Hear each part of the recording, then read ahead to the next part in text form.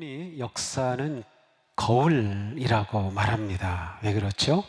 우리는 역사를 통해서 우리 삶의 지혜를 얻을 수 있고요. 현재의 모습을 생각할 수 있고 또 더 나아가 미래까지도 볼 수 있기 때문입니다. 우리는 성경에서 아주 훌륭한 많은 믿음의 선배님들을 만납니다. 또 성경이 아니더라도 우리 앞서간 훌륭한 믿음의 선배님들이 많이 계십니다. 우리는 그들을 통해서 우리 믿음의 삶, 또 우리가 어떻게 살아야 하는지를 배우고 또 찾아가게 되죠. 성경에는 66권의 책이 있는데 그 중에 히브리서라고 하는 책이 있고요. 또 히브리서 11장을 가리켜서 믿음장이라고 불러요. 왜냐하면 이 히브리서 11장에는 믿음으로 또 믿음은 이러한 표현이 가득 담아있기 때문입니다. 여기서는 믿음으로 거룩하고 멋진 삶을 살아갔던 위대한 믿음의 조상들을 소개하고 있습니다. 그들에게서 우리가 닮아야 할 믿음의 모습들을 아주 요약적으로 말씀해 주고 있습니다. 그래서 믿음이 무엇인지, 믿음으로 산다는 것이 무엇인지를 역사적으로 있었던 그러한 인물들을 통해서 우리에게 가르쳐 주고 있습니다. 근데 그 중에 에녹이라고 하는 사람이 있어요. 에녹 들어보셨나요? 에녹은 특별한 점이 있었는데요. 그는 믿음으로 죽지 않고 하늘로 올라갔다는 겁니다. 놀랍지 않아요? 믿음으로 죽지 않고 하늘로 올라갔다. 그는 그렇게 하늘로 옮겨지기 전에 하나님을 기쁘시게 하는 자라는 증거를 얻은 사람이라고 기록되어 있습니다. 그러므로 히브리서는 에녹은 누군가? 하나님을 기쁘시게 하는 자였다. 그는 믿음으로 하나님을 기쁘시게 하는 거룩한 삶을 살았던 사람이다. 창세기에서는 그는 하나님께서 그를 사랑하여 죽음을 보지 않고 하나님께로 간 사람이라고 증거하고 있습니다. 그러면서 결론으로 말하죠. 믿음 없이는 하나님을 기쁘시게 해드릴 수 없습니다. 에녹이 하나님을 기쁘시게 하는 삶을 살았던 것은 그의 믿음 때문이었습니다. 에녹이 우리에게 보여주는 믿음은 어떠한 믿음일까요? 에녹은 어떻게 모세, 아브라함, 야곱과 같은 이러한 위대한 믿음의 사람들과 어깨를 나란히 하면서 이 히브리서 11장에 소개될 수 있었을까요? 그런데 안타깝게도 성경에는 에녹에 관해서 많은 말씀을 기록해 놓고 있지 않아요. 아주 단편적으로 조금 나오고 있습니다. 오늘 우리가 봉독해 주신 말씀을 통해서 에녹은 365년을 살았다. 그런데 그 중에 300년을 하나님과 동행하였다라는 것을 알 수 있습니다. 사람이 어떻게 살다 가느냐 하는 것은 아주 중요합니다. 왜냐하면 우리에게는 단 한 번의 생애가 주어지기 때문에, 그래서 우리의 삶을 일생이라고 합니다. 한 번밖에는 주어지지 않아요. 따라서 우리에게 한 번 주어지는 이 일생을 어떻게 사느냐는 것은 정말 중요합니다. 마태복음 24장에 보면 예수님께서 말씀하시는데, 그날이 되면 밭에서 두 사람이 일하다가 한 사람은 에녹처럼 하늘로 불림을 받는데 한 사람은 버려짐을 받는다는 거예요. 또 두 여인이 맷돌을 갈다가 한 여인은 하나님의 부르심을 받고 올라가는데 다른 한 여인은 버림을 받는다는 겁니다. 바로 어떻게 사느냐가 그 시간을 결정하는 거예요. 그래서 우리가 어떻게 사느냐, 또 우리의 믿음의 선조들은 어떻게 살았느냐를 생각해 보는 게 매우 중요합니다. 사람이 세상을 살아가는 방법에는 세 가지가 있습니다. 첫째는 하나님의 뜻과는 거꾸로 살아가는 역행하는 삶이에요. 이 사람은 하나님은 전혀 모르는 사람입니다. 하나님과는 관계없이 살아갑니다. 하나님의 뜻이 이것이라면 이 사람은 정반대로 살아가는 거예요. 하나님을 대적하기도 하고 하나님을 인정하지 않고 거스르며 살아가는 삶이에요. 우리가 지난주에 요나서를 묵상했는데, 요나가 처음에 하나님께서 그를 부르셔서 그에게 사명을 주셨어요. 저 동북 쪽에는 다시스로 니느웨로 가라. 그런데 이 요나는 하나님의 뜻과는 정반대, 저 서쪽 끝 다시스로 도망가고 말았습니다. 이 모습은 바로 역행하는 모습이에요. 우리가 살아가는 또 다른 두 번째 삶의 모습은 하나님의 뜻과는 다른 길로 가는 별행입니다. 하나님의 뜻을 거스르지는 않아요. 하나님을 인정해요. 하나님을 믿어요. 예배도 드려요. 그런데 하나님의 뜻과는 상관없이 내 인생을 사는 거예요. 내 뜻으로 살아가는 삶입니다. 이런 삶을 잘 보여주는 그러한 한자 수거가 동상이몽입니다. 같은 침대에서 자고 살지만 전혀 딴 생각을 하는 거예요. 하나님을 믿는다고 하지만 하나님과는 상관없이 살아가는 모습이죠. 이러한 삶의 중심에는 하나님이 계시지 않고 다른 것들로 가득 차 있습니다. 하나님의 뜻과는 다른 뜻을 품고 살아가는 별행의 삶. 자, 그런데 정말로 멋진 삶이 있습니다. 이 세 번째 삶인데요, 이 삶은 바로 동행의 삶입니다. 동행, 누구와 동행할까요? 하나님과 동행하는 것이에요. 하나님과 함께 걷는 삶입니다. 하나님과 함께 걷는 삶이라면 하나님의 뜻을 바라고 하나님을 받아들이고 하나님을 기뻐하면서 순종하며 살아가는 삶입니다. 자, 에녹은 하나님과 동행하는 삶을 살았던 사람입니다. 이것이 에녹에 대한 성경의 증언입니다.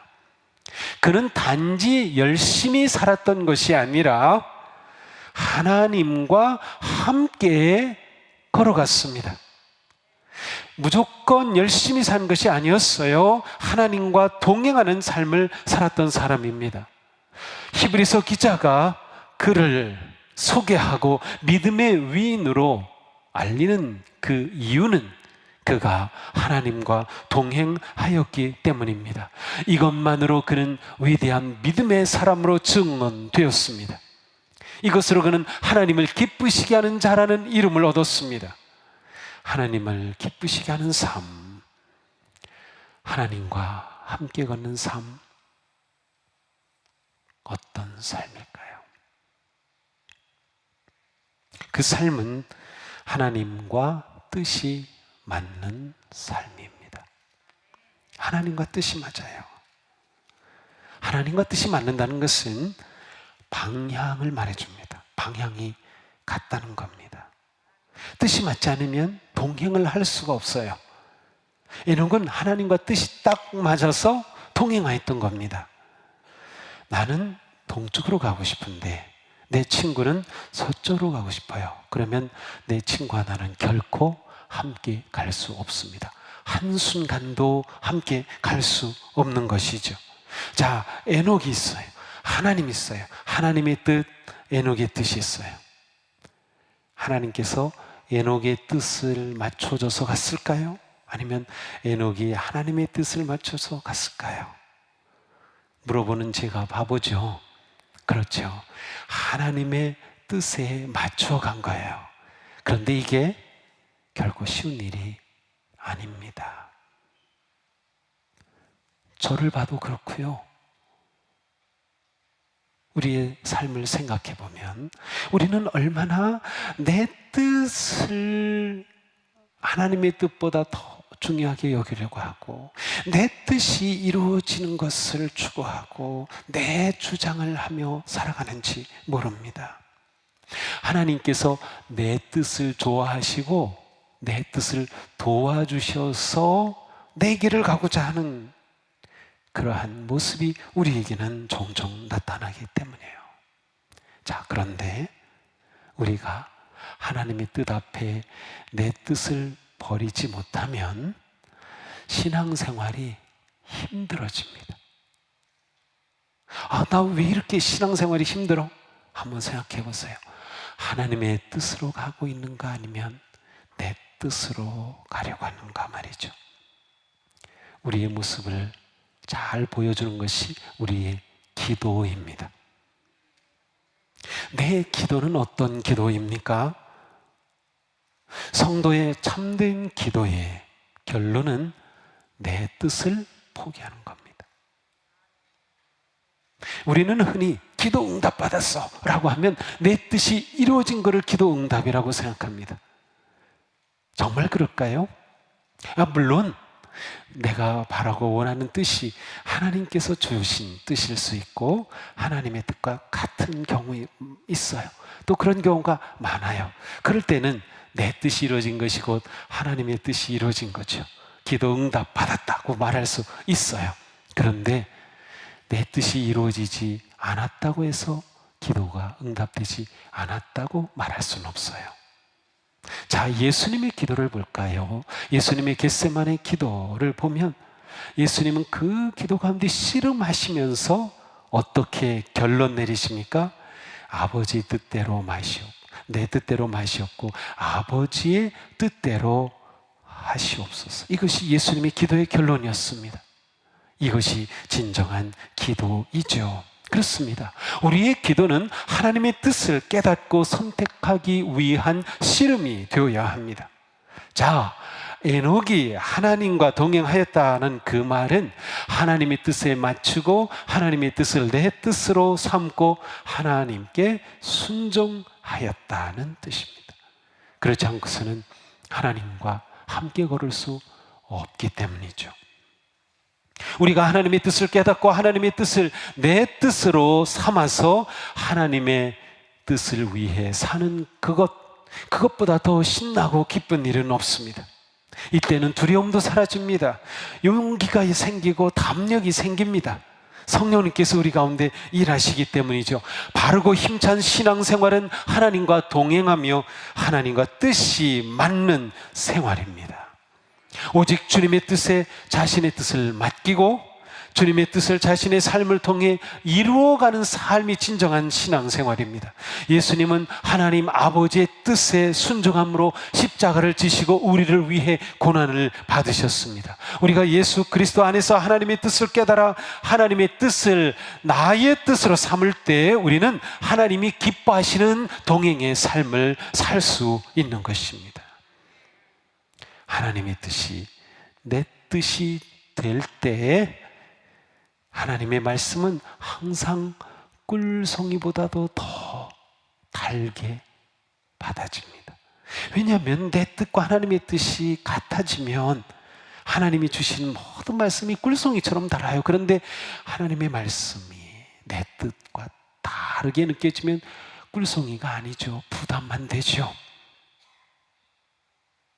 우리의 신앙생활이 바로 여기에 달려 있는 것입니다. 하나님의 말씀이 나의 삶을 매일매일 인도하시고 내 길을 비춰주시는 지혜의 등불이 되는 삶, 바로 하나님의 뜻을 따라가는 순종의 삶입니다. 이렇게 되면 하나님의 능력이 우리가 매일매일 살아가는 일상의 힘이 되는 것입니다. 하나님의 뜻을 등지고서는 우리가 결코 행복할 수가 없어요. 평안할 수가 없어요. 에녹은 하나님과 동행하였으니 그 300년의 삶이 무진장 행복했을 겁니다. 얼마나 행복했는지 행복의 최고의 경지에 이르러서 죽음도 보지 않고 하나님께로 올라갔어요. 참 놀라운 일이 그에게 일어났던 것이죠. 그러므로 우리는 하나님과 동행하는 삶을 위해 항상 내 뜻, 내 생각이 무엇인가를 살펴보아야 합니다. 내 생각이 옳다는 주장을 끊임없이 내려놓는 길을 걸어야 돼요. 이것이 하나님 앞에서 늘 우리가 기도하는, 씨름하는 것입니다. 내 뜻을 내려놓는 것 말이죠. 하나님의 뜻과 내 뜻 사이에서 주저하고 있는 우리들, 갈등하고 있는 우리들, 그러나 그때 우리는 내가 하나님의 뜻을 따르고 하나님의 뜻에 나를 드리기로 계속해서 헌신하고 결단하는 마음을 가진다면 우리는 하나님과 동행하는 길을 멈추지 않을 수가 있을 겁니다. 자, 그런데 하나님과 동행하는 삶이라면 이 삶이 행복해야죠. 우리 신앙생활이 행복해야죠. 억지로 막 그래서는 안 되죠. 자, 어떻게 해야 할까요? 그렇습니다. 여기서 중요한 것이 하나님과 동행할 때 하나님과 친밀함이 매우 중요하다는 거예요. 하나님과 친밀한 관계. 하나님과의 친밀함의 정도가 하나님과 동행하는 그 삶의 기쁨의 크기를 결정합니다. 하나님과 내가 가까우면 가까울수록 믿음의 삶에는 기쁨이 커집니다. 행복해집니다. 행복해져요. 우리가 여행할 때 가장 행복한 여행은 사랑하는 사람하고 여행하는 겁니다. 아무리 좋은 곳, 아무리 비싼 곳, 아무리 멋진 곳이라도 막 싸우는 사람하고 여행한다고 생각해 보세요. 그 여행은 행복이 아닐 겁니다. 고통일 겁니다. 하나님과의 동행도 마찬가지예요. 하나님과 친밀해지면 이 동행의 삶이, 이 신앙생활이 무인장 행복해집니다. 기뻐 어쩔 줄 모르는 삶이 되는 겁니다. 신앙생활은 하나님과 함께 걷는 삶, 이 삶에서 우리는 하나님과 친해질 때 행복한 동행이 된다. 자, 그러면 어떻게 해야 친해질 수 있을까요? 한번 나하고 친한 사람 한번 생각해 보세요. 친한 사람. 그 사람하고 친하기 때문에 나는 어떻게 살아갑니까? 아마 그 사람과 만나는 시간이 많을 거요. 코로나 때문에 만나지 못했다면 전화하는 시간이 많아졌을 거요. 괜히 별것도 아닌데 문자 보내고 사진도 찍어 보내고 막 그럴 거요. 그렇습니다. 친한 관계는 바로 그런 관계예요. 함께하는 시간이 많아요. 또한 친한 사이일수록 마음을 열어서 이야기합니다. 힘든 일이 있을 때, 슬플 때도 다 이야기합니다. 심지어 너한테만 얘기하는데 아무한테도 얘기하면 안 돼, 그러잖아요. 네, 너한테만 얘기하는데 얼마나 친하면 그렇게 할까요? 얼마나 친하면 다른 사람한테 얘기할 수 없는데 너한테만 얘기해 주니. 그런 친구 있죠? 그런 친구, 네, 바로 친한 친구의 모습입니다. 에녹이 하나님과 동행하였다면 하나님도 에녹에게 그렇게 하시지 않았을까요? 에녹아, 내가 너한테만 얘기해 주는데, 그러면서 말이죠. 저는 그렇게 믿어요. 왜냐하면 유다서에 놀라운 말씀이 있어요. 유다서에 있는 말씀 함께 한번 읽어볼까요? 아담의 칠대손 에녹은 이렇게 예언하였습니다. 보아라, 주님께서 수만 명이나 되는 거룩한 천사들을 거느리고 오셨으니 이것은 모든 사람을 심판하시고 모든 불경건한 자들이 저지른 온갖 불경건한 행실과 또 불경건한 죄인들이 주님을 거슬러 말한 모든 거친 말을 들춰내서 그들을 단죄하시려는 것이다. 아멘. 자, 여기서 우리가 볼 거는 에녹이 예언하였다는 사실이에요. 몰랐죠? 에녹이 예언했어요. 예언이란 무엇입니까? 하나님이 주신 뜻, 하나님이 주신 계획, 하나님이 주신 말씀을 선포하는 겁니다. 다른 사람은 모르는 겁니다. 하나님이 에녹에게만 얘기해 주신 것이 있어서 말해줘요. 그래서 에녹이 예언을 선포한 겁니다. 얼마나 하나님과 친밀하고 가까웠는지를 보여주는 것이에요. 그렇습니다. 창세기에서는 에녹에 대해서 하나님이 그를 데려가셨다라고 합니다. 하나님이 그를 데려가셨다고 하는 것을 그가 죽음을 초월하여서 영원한 생명이신 하나님의 품성에 참여할 정도로 그는 하나님과 친밀한 관계를 맺었음을 보여줍니다. 하나님이 감춰진 비밀을 보여주시고 그 뜻을 알려주실 정도로 하나님과 친하였던 에녹입니다. 자, 우리가 하나님과 동행하며 걷는 이 믿음의 길이 행복하려면 하나님과 친해야 하는 겁니다. 어떻게 친해질 수 있을까요? 그렇습니다. 하나님과 가까워지려면 우리 인간관계가 그렇듯이 함께하는 시간이 있어야 합니다. 또한 우리의 마음을 열어서 하나님께 이야기할 수 있어야 합니다. 대단한 게 아니고요, 아주 평범한 겁니다. 바로 예배와 말씀과 기도 생활입니다. 이게 이렇게 중요합니다. 자, 우리 신앙생활은 하나님과 동행하는 삶, 동행하는 삶에 행복하려면 하나님과 함께하는 시간이 많아야 돼요. 하나님과 함께하는 시간은 예배, 말씀, 기도다. 그렇습니다. 우리가 이 시간 예배할 때 이곳에 임재하신 하나님을 우리가 느낍니다. 하나님이 우리 안에 다가오십니다. 하나님께서 말씀을 들려주십니다. 우리가 기도할 때 하나님께 내 속마음을 다 내놓습니다. 하나님의 위로를 구합니다. 하나님께서 우리에게 다가오시고 만져주시죠. 바로 이 삶을 통해 하나님과 아주 친밀한 관계가 세워지는 거예요.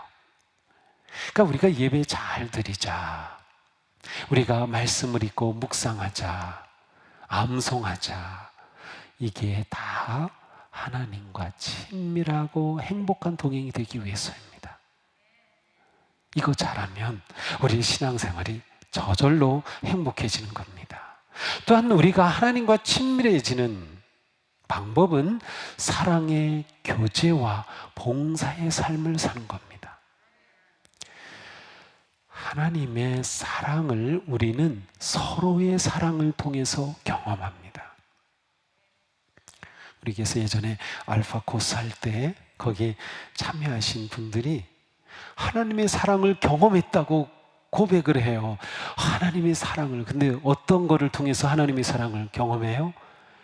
맛있게 먹여주고 이야기하고 기도해주고 또 말씀도 들려주고 하는 것을 통해 하나님 사랑을 경험했다는 거예요. 그렇습니다. 우리가 서로 사랑하면 하나님의 사랑이 그 가운데 있어요. 하나님을 경험하는 거예요. 우리가 봉사하고 낮은 곳에 내려가서 섬기고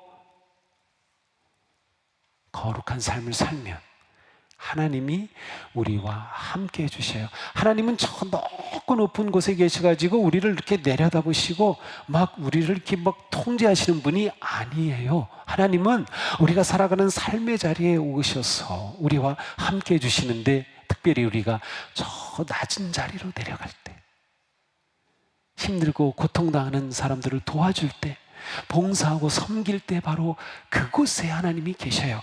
그러니 우리는 그 하나님과 만나는 겁니다.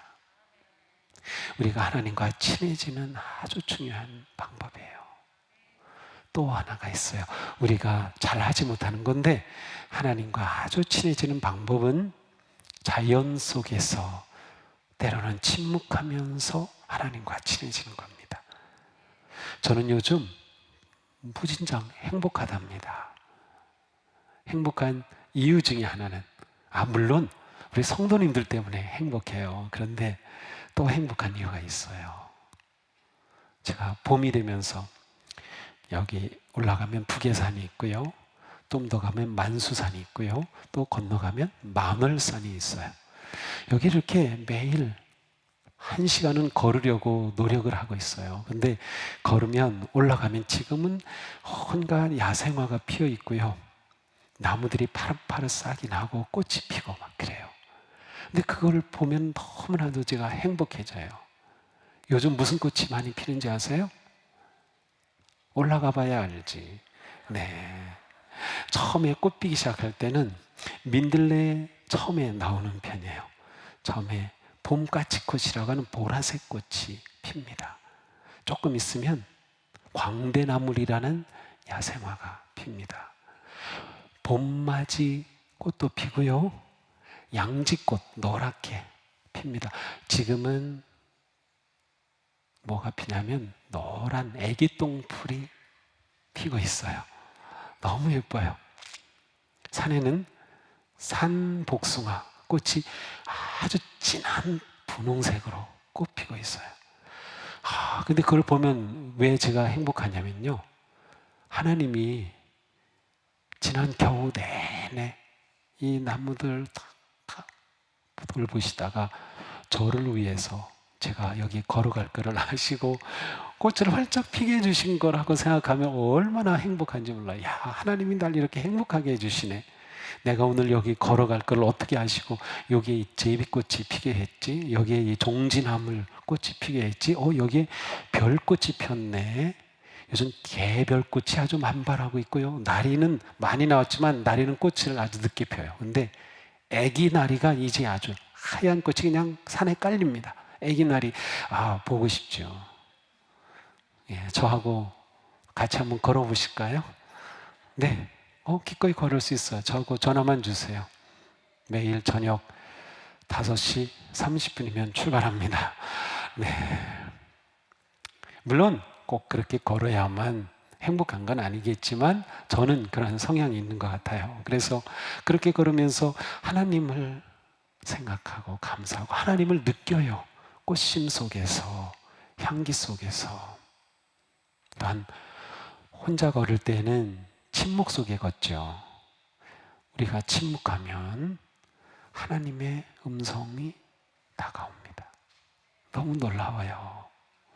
그래서 우리가 하나님과 함께 할 수 있는 그런 시간, 하나님과 친밀해지는 자기만의 시간을 잘 가꿀 수 있는 게 중요합니다. 자, 하나님과 동행하는 삶은 우리의 행복과 기쁨일 뿐만 아니라 하나님이 기뻐하시는 삶이에요. 이게 참으로 놀랍습니다. 그러니 우리에게 조금이라도 내가 하나님을 기쁘시게 하고 싶어. 우리의 비전이 뭐예요? 하나님을 기쁘시게, 사람을 복되게, 세상을 평화롭게. 하나님을 기쁘시게 하고 싶어 라는 마음이 우리에게 조금이라도 있다면 우리는 하나님과 더 가까워지려고 애쓰며 그 하나님과 동행하려고 힘쓸 수밖에 없어요. 그렇게 하면 하나님이 기뻐하신 겁니다. 내가 기쁠 뿐만 아니라 하나님이 기뻐하신 놀라운 일이 우리 가운데 일어나는 것이죠.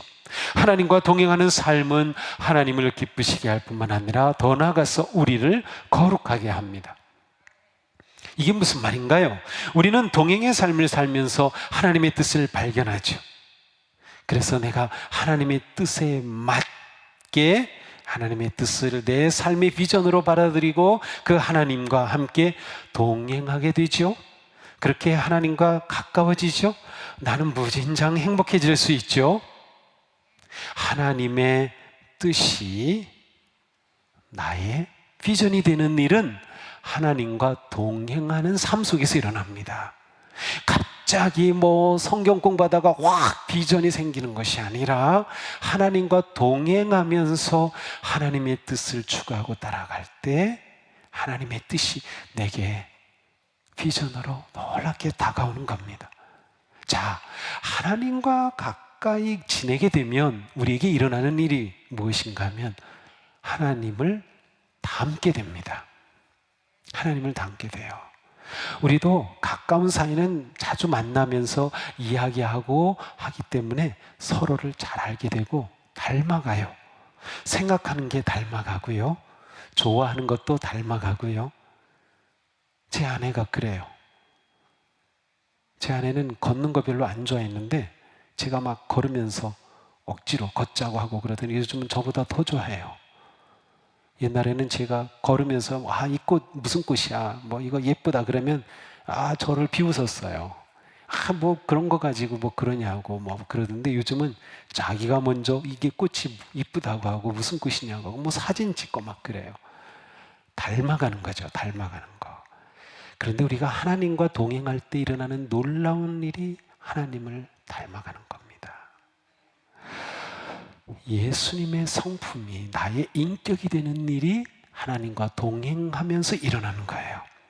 신앙생활은 하나님과 동행하는 삶입니다. 이거 잘하면 우리의 신앙이 놀랍게 세워지고요. 우리가 신앙생활하는 궁극적인 목적이 무엇입니까? 하나님께 영광, 예수 그리스도를 닮아 이 세상에서 사랑과 섬김의 삶을 사는 것 아닙니까? 이것이 하나님과 동행하는 삶을 통해서 이루어지는 거예요.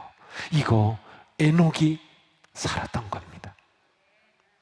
이게 정말 중요합니다. 그렇습니다. 하나님과 동행하는 삶은 이렇게 우리 삶 가운데 놀라운 일을 일으키게 되는 거죠. 그렇게 된다면 하나님과 동행하는 삶은 예배가 되고 기도가 되고 섬김이 되고 기쁨이 됩니다. 우리의 존재 자체가 하나님이 기뻐하실 산 제물이 되는 겁니다. 사랑과 교제와 기쁨의 선순환이 우리 가운데서 일어나는 거죠. 우리 삶은 어떤 삶입니까? 코로나와 씨름하면서 우리는 어떤 삶을 살아왔습니까? 역행입니까? 별행입니까? 아니면 동행입니까? 우리의 삶이 하나님과 동행하는 행복하고 거룩한 삶이 되기를 축복합니다. 에녹은 365년을 살았습니다. 저는 깜짝 놀랐어요. 왜 하나님은 365세에 에녹을 데려갔을까? 제 개인적인 해석은 1년 365일을 하루도 빠지지 말고 하나님과 동행하는 삶을 살라고 우리에게 가르치시려고 365년에 불러가셨다는 생각을 해봅니다. 그렇습니다. 하나님과 동행하는 삶이 1년 365일 되기를 축복합니다. 그리고 그 동행하는 삶에 누군가 곁에 끼워줄 수 있지 않을까요? 우리 사랑하는 권사님도 옆에, 또 집사님도 옆에, 또 우리 아직 하나님을 믿지 않는 내가 좋아하는 친구도 곁에 들어와서 하나님과 손잡고 서로 손잡으며 함께 동행하는 우리 인생께 행복하고 거룩하고 멋진 삶이 이루어지리라 믿습니다. 사랑하는 성도 여러분을 이 놀라운 은혜의 길에 초대합니다. 하나님과 동행하는 삶, 그 길을 향해서 걷다 보면 우리도 모르게 천국에 가 있을 겁니다. 에녹처럼 말이죠. 그 멋진 삶 우리 모두에게 일어나기를 축복합니다. 기도합시다.